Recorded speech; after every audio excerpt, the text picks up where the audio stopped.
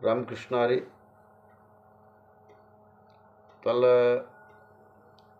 कालच्या व्याख्यान मालिकेमध्ये आपण पाहिलं शिबिराजाचं जे काय त्यांनी सत्व हरण न जाण्यासाठी भगवंतांनी त्याची परीक्षा घेत असताना त्यांनी स्वतःचं असणारं शरीराचं मांस काढून त्या पारडीत टाकलं ही पाहिलंच. त्यातही शिबिराजा विजय झाले म्हणजे भगवंताला त्यांनी ओळखलं. त्यात आता उद्या रामनवमी. प्रभू रामचंद्राच्या आपण संसाराचा गाडा हाकत असताना जी प्रपंचिक जी काय समस्या आहेत, अर्थात कुटुंबव्यवस्था असेल, मात्र प्रेम असेल, भातृप्रेम असेल, पत्नीचं प्रेम असेल, इष्टमित्र स्वैर्यांचं प्रेम असेल, आणि जी काही स्वैर्य आहेत वडील झालेली माणसाचं प्रेम असेल, ह्याला सर्व गोष्टीला अनुसरून प्रभू रामचंद्र होते आणि त्यांच्या शब्दामध्ये माधुर्यता होती. ही पाहिजे आपल्याला. तर प्रभू रामचंद्र जन्माला येणार आहेत हे रावणाला कळलं. म्हणजे प्रभू रामचंद्र जन्माला येणार म्हणजे रावणाचा वैरी असं म्हणायला काय हरकत नाही. रावणाने त्यावेळेस दशरथ राजाने सुद्धा छळलेलं आहे आणि त्यावेळेस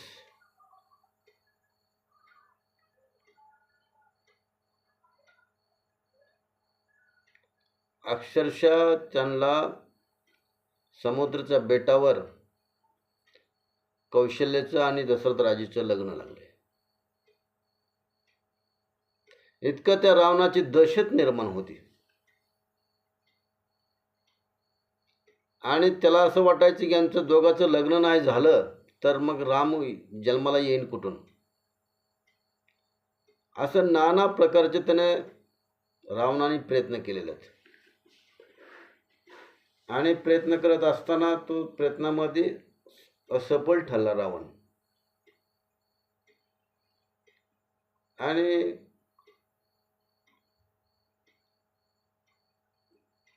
चैत्र महिन्यात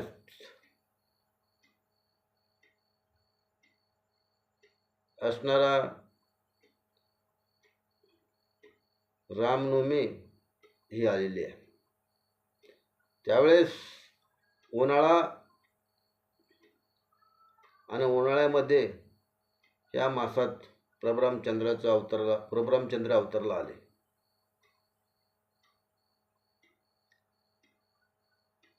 आणि कृष्ण पावसाळ्यात आणि श्रीराम उन्हाळ्यात. हे सोप्या भाषेत बोलायचं झालं तर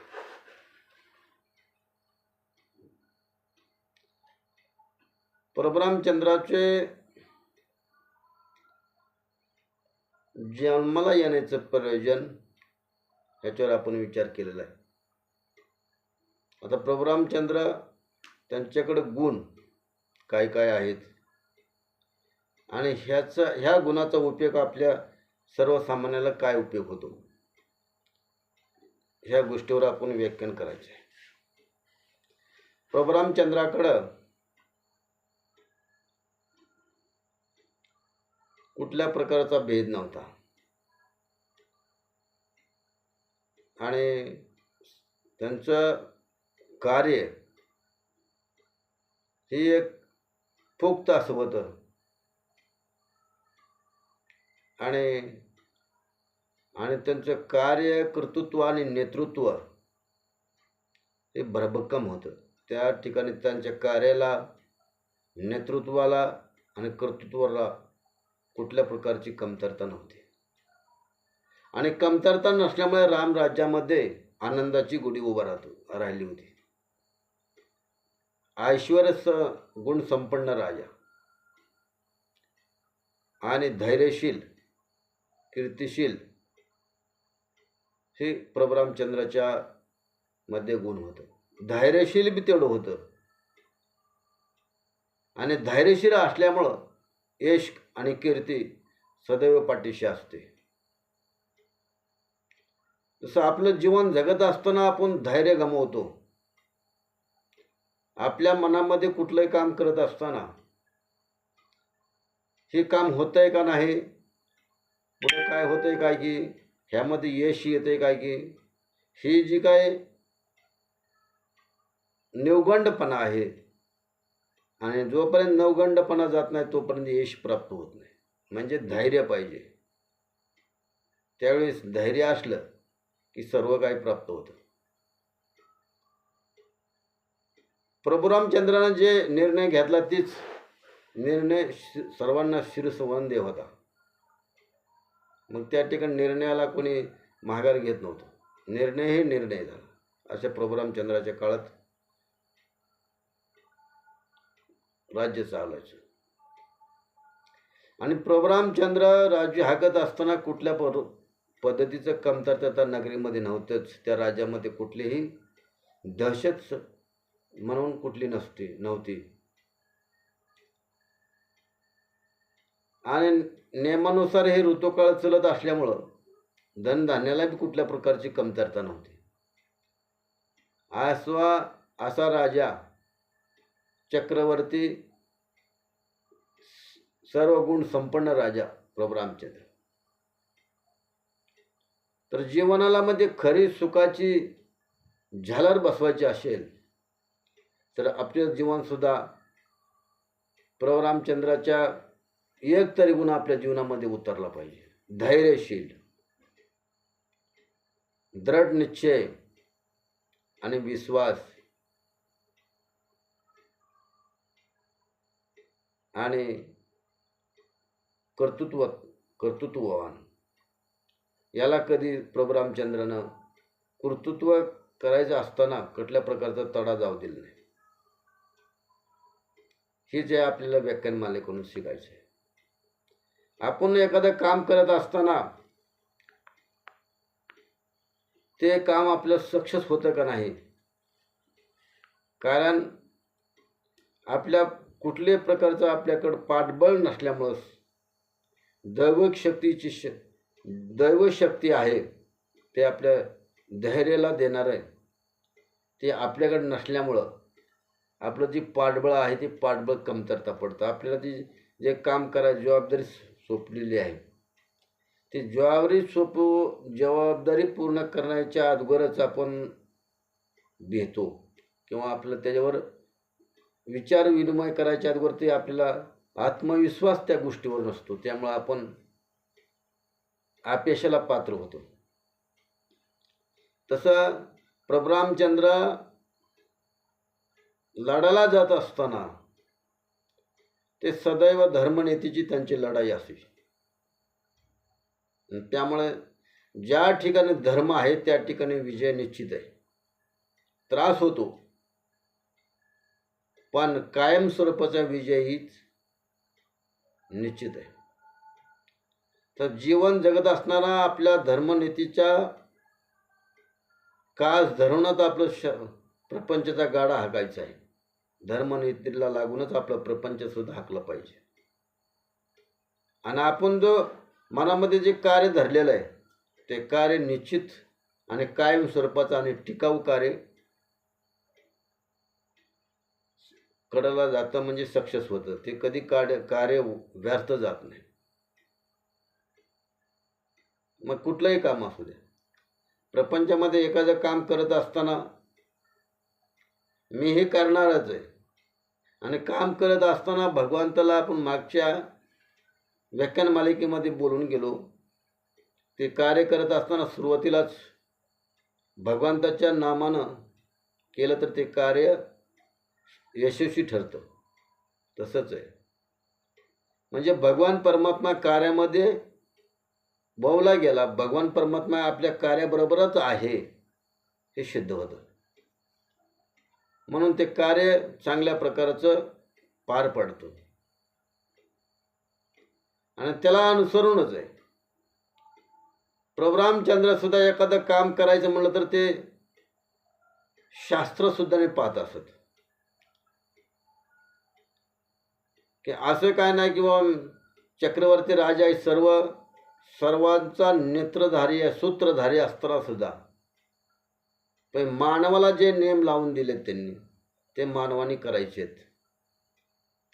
कुठलंही काम करत असताना योग बघणं महत्वाचे आहेत. आता हल्लीच्या काळामध्ये योग म्हणजे बघणं हे अंधश्रद्धा ठेवतात.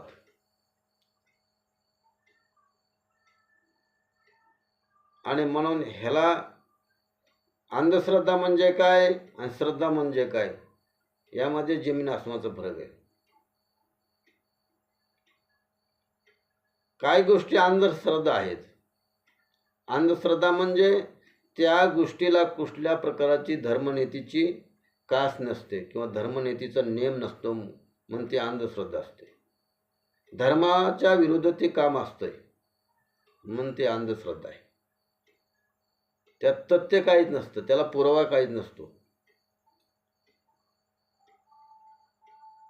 कुठली तरी गोड बंगाली भाषा शिकायची, त्या भाषेला कुठल्यासारखा पुरावा नसतो, एवढा तेवढा थोडी शक्ती असते आणि ती शक्ती अशी सत्यापुढे टिकू शकत नाही.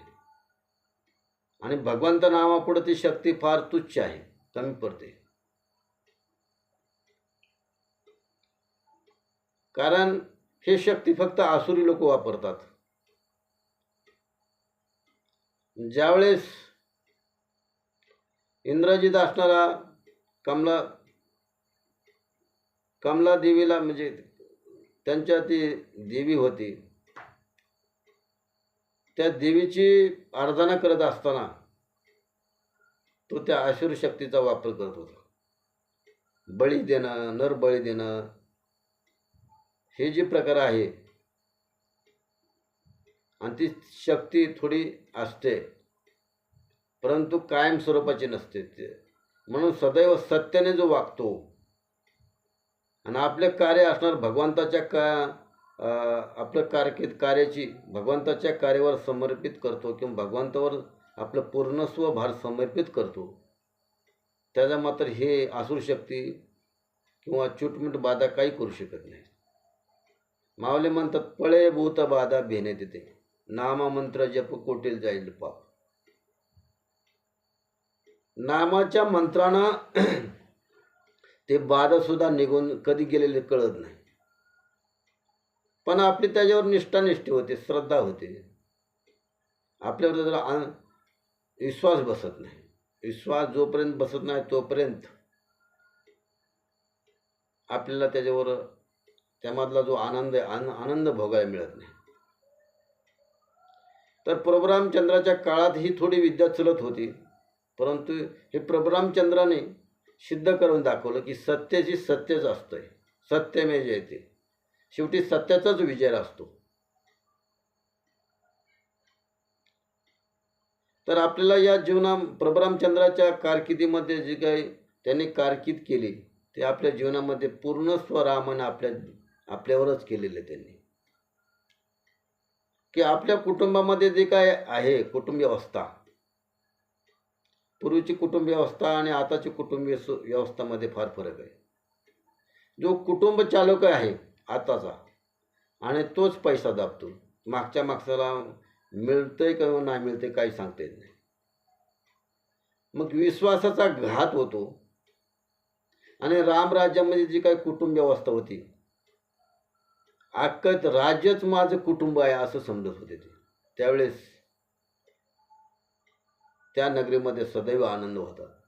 आणि आताचं जे काही कुटुंब व्यवस्था फार जमीन आसमानाचा फरक आहे. तो कुटुंब चालक असणारा पैसे जपतो आणि आपलं वायलं आपण आज ना उद्या वायलं राहणारच आहे, ते मागच्या माणसाला काहीच कळू देत नाही, ते पैसे दाबतो. ही कसली कुटुंब व्यवस्था, प्रभू रामचंद्राची कुटुंब व्यवस्था कशी आहे ना आता हल्लीची कुटुंब व्यवस्था कशी आहे. आणि प्रभू रामचंद्राची कुटुंब व्यवस्था अशी असल्यामुळं पूर्ण सुवासना समाजासाठी त्यांनी खर्च केला आयुष्य. आणि म्हणून त्यांच्या जी काय लक्ष्मी आहे, वैभव लक्ष्मी कायमस्वरूपाची टिकून राहिली. आणि आपल्यामध्ये विश्वासघाताची दरी निर्माण झाल्यामुळे आपल्या जीवनामध्ये वैभव लक्ष्मी काही कालांतराने निघून जाते, टिकून राहत नाही. रावणाची सुद्धा तशीच अवस्था झाली. जी काय वैभव लक्ष्मी आहे, अनाचारी रावण असणारा वागू लागला आणि तसं वागण्यानं कीर्तिलक्ष्मी, वैभवलक्ष्मी, महालक्ष्मी हे जे आहेत वैभवांचे सूत्रधार, ते सगळं काही निघून गेलं, काय शिल्लक राहणार नाही. आणि शेवटी एवढा रावण शक्तिशाली असताना सुद्धा त्याला हार खावं लागली, कारण त्याचं आचरण अधर्माप्रमाणे असल्यामुळं त्याचं कुठलेच विजयशिरणी सुद्धा निघून गेले. विजयसुद्धा त्याला मिळला नाही, शेवटी पराजय पत्करावा लागला. ह्याला कारण एक आहे, अनितीप्रमाणे जो वागतो त्याला अशी दशा होते शेवट, रावणासारखी. तसं प्रभू रामचंद्राच्या जीवनामध्ये नीतिशास्त्र होतं, वैभव लक्ष्मी होते, कीर्ती होती, यश होतं. त्यामुळे प्रभू रामचंद्र सदैव विजयी झाले. तसंच आपल्या जीवनामध्ये विजय होण्यासाठी एक तरी गुण प्रभू रामचंद्राचा आपल्या जीवनामध्ये उतरला पाहिजे.